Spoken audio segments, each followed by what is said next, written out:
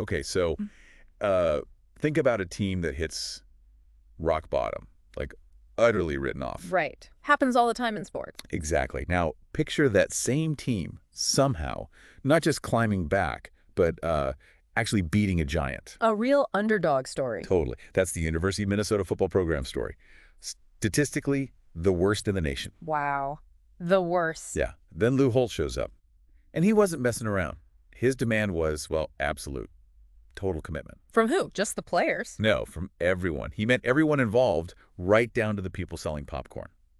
Total excellence. Seriously, even the popcorn sellers. That was the message. And the result, they went from, the absolute bottom to beating Clemson, a powerhouse, in a bowl game. That's incredible. It really shows what strong leadership and maybe a shift in standards can do. It really does. Makes you think about the power of just one person raising that bar, doesn't it? Absolutely. And what's fascinating there isn't just the turnaround itself, dramatic as it is, but the principle, right? It wasn't just coaching skill. It was about building this culture of high standards everywhere, in every part of the organization. Systemic commitment. Yeah, exactly. Extending way beyond just the obvious leaders, that kind of thing often seems to be the key to, well, major change. Precisely. And that's kind of the spirit of our deep dive today. We're getting into the wisdom of business expert Harvey Mackay. Ah, Mackay. We're going to pull apart his insights on, achieving excellence and navigating all the change that keeps happening. Oh, just constant. Always. Now, you, our listener, you value getting knowledge quickly, getting right to the core of things. Yeah. Efficient learning. Right. So Mackay's principles, and they cover a lot, like hiring, strategy, even self-care, which you might not expect. Interesting mix. Yeah. They're packed with actionable ideas. We think they'll really resonate, whether you're like prepping for a big meeting or just trying to get up to speed on something new, or even if you're just plain curious. What I find striking about Mackay's approach, from what I recall, is how holistic it is. He doesn't just put success in neat little boxes. He gets that all these different pieces, sometimes seemingly unrelated things, they all kind of weave together to build overall achievement, professionally and personally. Okay, let's unpack one of the big ones then. Yeah. How we think. Our approach to thinking itself. Mackay tells this great story about an efficiency expert. Okay. Brought in to analyze the New York Philharmonic. And this expert, totally missing the whole point, suggests firing musicians who aren't playing all the time. Oh, I think I've heard this one. And shortening the concert, right, for efficiency. Exactly, to maximize efficiency. It's absurd. It really highlights that trap, doesn't it? Focusing so narrowly on the little details, you forget the big picture, or the art in this case. Yeah, Mackay calls it looking out the window. You got to lift your eyes up. Instead of just tweaking the individual notes, you need to hear the whole symphony, understand its impact, the context, the whole system, not just the parts. Right. Precisely. And it links up nicely with this Robert Frost quote he uses. The mind is a wonderful organ. It starts working the moment you get up in the morning and doesn't stop until you get to the office. That's a bit of a jab there. A little bit. Yeah. But the point is, real creative thinking takes effort. It doesn't just happen. And here's the kicker Mackay stresses. IQ doesn't equal creativity. Oh, that's important. Yeah. He says creativity is a skill, something we can all develop. That's really encouraging, actually. It kind of democratizes it, makes it less like this magical trait some people have and more like a muscle you can build. Right. But it does take a deliberate shift, doesn't it, to get out of the routine and actively look for new ways of doing things. So how do we think differently? Mackay pushes for thinking big, thinking boldly. Quantum leaps, he calls them. Okay. Even if you're doing something small right now, think globally. Aim to be a differentiator. He even says sometimes the biggest risk is, well, not taking one. That resonates in the business world for sure. Companies that encourage that kind of big, imaginative thinking are usually the ones that adapt best, that innovate. Yeah. It means building a culture where it's okay to try things, maybe even fail sometimes if you're aiming for something new. And then Mackay uses that really powerful Helen Keller quote. Which one? The only thing worse than being blind is having sight but no vision. Ah, yes. Sight versus vision. Exactly. Sight is what's right in front of you. Vision is broader, seeing what could be. And isn't it striking? He cites this study, Journal of the American Marketing Association, where CEOs all said vision and innovation are critical for survival. Makes sense. But then very few felt their own companies were actually any good at it. That shows a big disconnect, doesn't it? Knowing something's important versus actually making it happen organizationally. What stops them? What are the roadblocks to building that visionary culture? Good question. So let's get practical. What is this creative thinking McKay's pushing? He boils it down simply. Finding a new or improved way to do anything. Anything. Doesn't have to be earth-shattering. Nope. Small improvements count too. And he tells this fantastic story about a New York cabbie, Wally. Wally the cab driver, Yeah. okay. Who basically turned his taxi into this mobile convenience store/office. Newspapers, snacks, audio tapes. Hmm. Even had a cell phone people could use for a fee. Wow. So he just thought completely differently about the ride. Exactly. And reportedly his income shot way up. Just by thinking outside the box about the passenger experience. That's a brilliant example. He wasn't inventing a new kind of car. He was just adding value creatively to what was already there, really customer-focused thinking. And then McKay lists those classic creativity killers. You know the ones. Oh, yeah. It's not in the budget. The boss will never go for it. Let's form a committee. Ugh, yes. Let's study it. It's almost funny how quickly we can shoot down new ideas sometimes. It often comes down to fear, doesn't it? Fear of change, sticking to what's comfortable. You need a psychologically safe place for ideas to even get heard, let alone explored. Right. He wraps up this bit with one more story. A New York real estate guy needed to park his Cadillac safely in Miami for a week. Okay. What did you do? Expensive garage? Nope. He used the Caddy itself as collateral for a small loan at a bank. Paid like $25 in interest for secure, covered parking for the week. That's clever. Resourceful. Thinking totally differently about the problem and the assets he had. Exactly. That unconventional thinking. Mhm. Okay, moving on. McKay gets real about something we all face. Adversity. Ah, yes. The bumps in the road. He really stresses that life, success, it's not a straight lineup. Setbacks, challenges, they're inevitable. He says he's never met anyone truly successful who didn't face some tough stuff. Recognizing that is so important for resilience, isn't it? Knowing obstacles are part of the journey, not a sign you failed. It changes how you deal with them. Totally. And to hammer it home, he talks about Abraham Lincoln. All his setbacks. Right. Failed businesses, lost elections. Multiple lost elections before Yeah. finally, becoming president. It's just a powerful story of perseverance, never giving up. Lincoln's story really shows that setbacks can be lessons, stepping stones, not dead ends. That grit he had despite disappointment after disappointment. That's key. Then there's the 4-minute mile story. Iconic. Uh-huh. Thought impossible for so long. Decades. A physiological barrier, they thought. Then Roger Bannister does it. And the floodgates opened, right? Exactly. The very next year, loads of other runners did it too.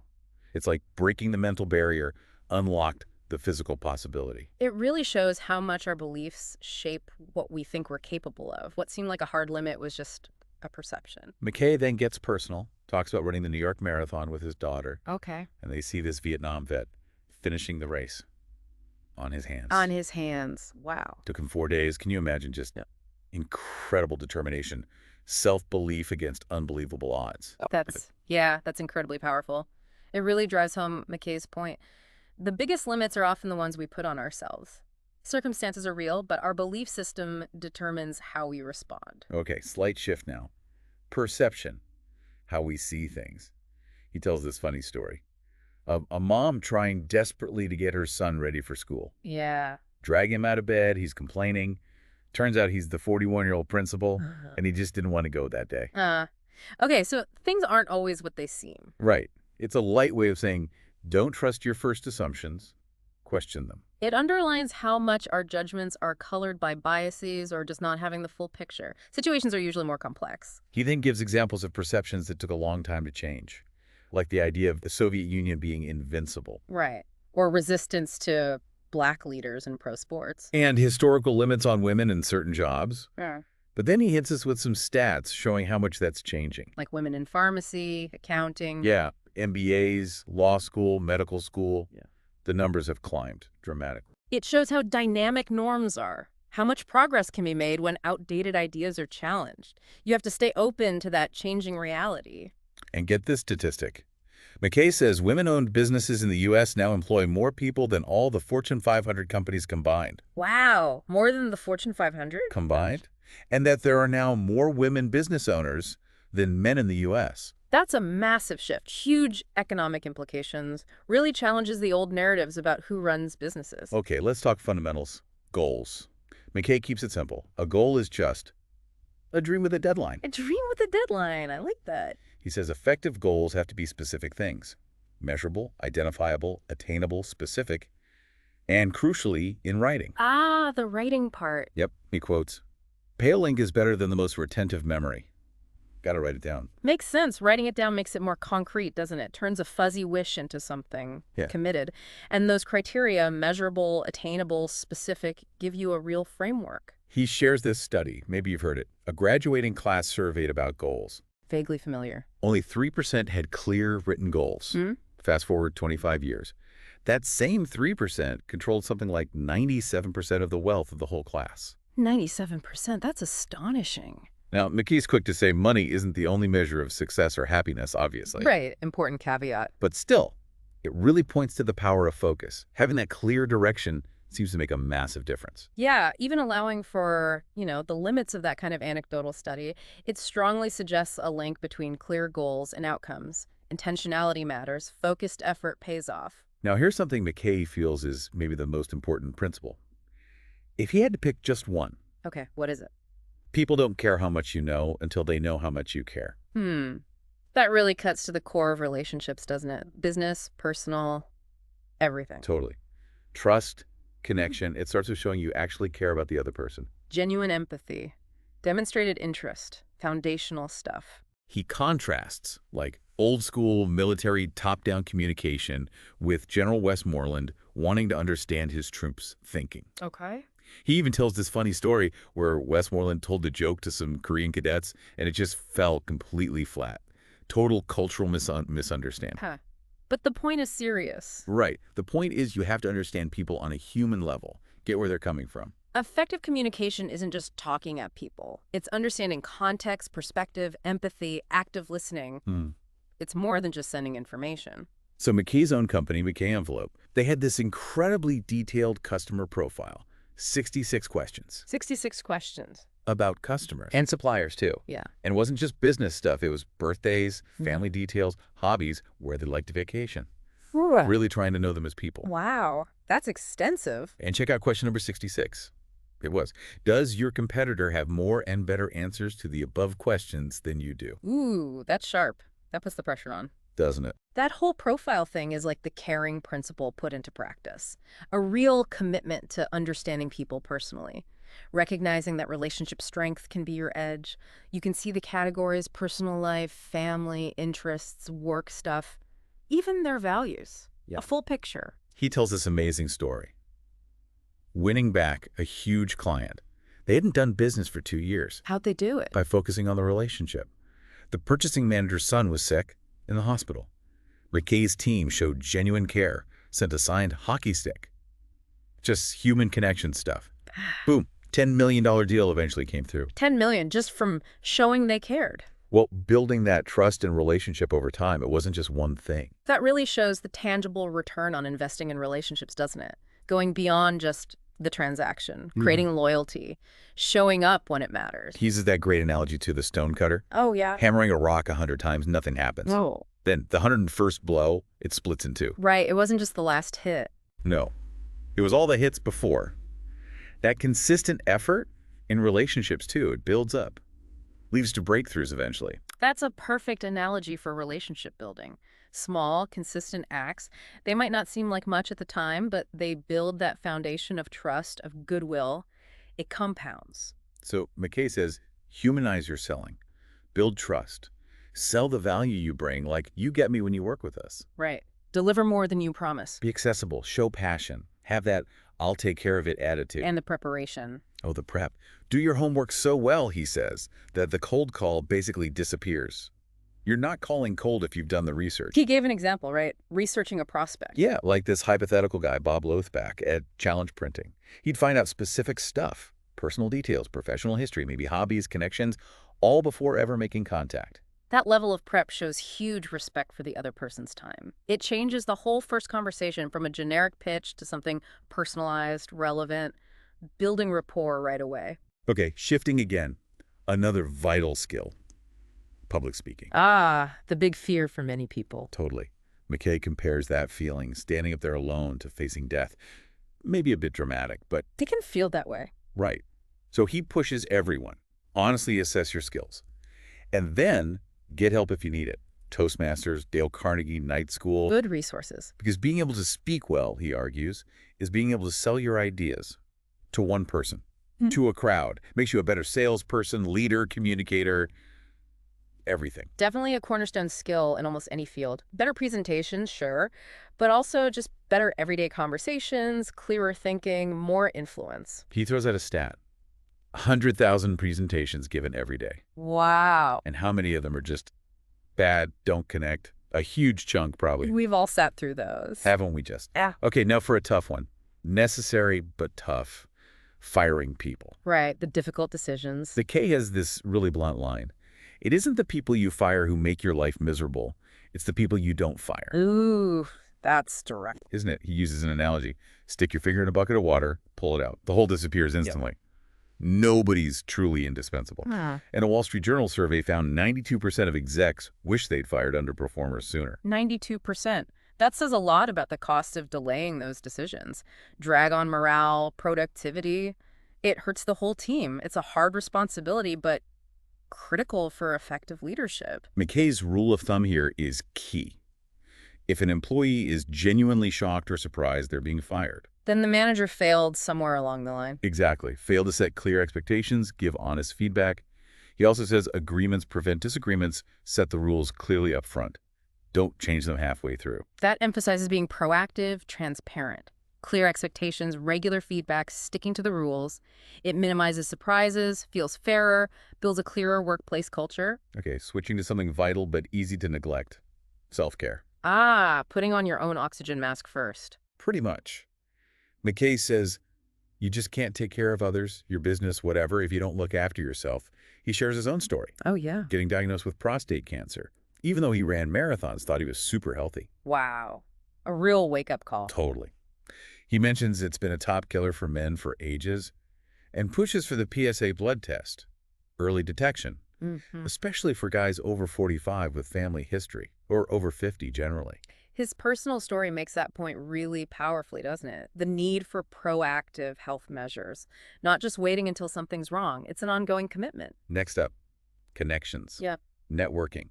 Mackay calls it, dig your well before you're thirsty. Good advice. Build relationships before you need something. Right. He loves the idea of a Rolodex file. It could be digital now, obviously. Right. But keeping track of everyone you meet. Little notes about them. And then finding ways to stay in touch, right? Yeah, creatively stay in touch. Yeah. Because you never know where the next opportunity, the next client, the next great connection will come from. Yep. Totally. He even does this exercise sometimes, asking audiences to turn around, introduce themselves, just to emphasize the potential in the people right there with you. Simple but effective. Reminds us our lives change through who we meet and what we read.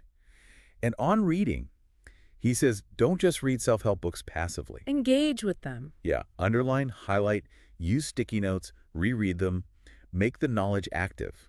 Because knowledge does not become power until it's used. Ideas without action are worthless. Yeah. I like that. Right. And that analogy about planting.